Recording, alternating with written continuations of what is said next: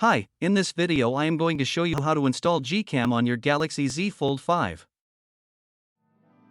Step 1. Visit our website by clicking on the first link in the description. Step 2. On our website, go to the download section and download GCam APK file. Step 3. Go to video instruction section on our website. There you will find step-by-step guide on how to install that GCam APK. That's it. Don't forget to visit our website for complete instructions and APK file.